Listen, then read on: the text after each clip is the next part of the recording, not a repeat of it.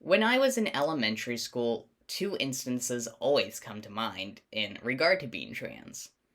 The first instance was when my sister and I were playing make believe. In all of these games we'd play, I'd mostly act as the male characters, but a few times I would play as female, especially if I played on my own, since I'd have female characters too, though a majority of my characters are still male, since that's how I saw myself. Anyhow, my sister and I were acting like we were going to Hogwarts, since we had been big Harry Potter fans growing up. Yes, I know the author is a terrible person who I do not support, and I have pretty much moved past the series, though it's still a little difficult since it was a big childhood inspiration. All that aside, my sister and I were playing as our own characters who were sisters attending Hogwarts.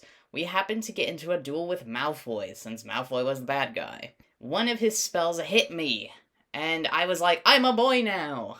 I remember my sister questioned this, and urged us to go to the hospital wing in order to change me back. But I said firmly, no, I'm a boy now.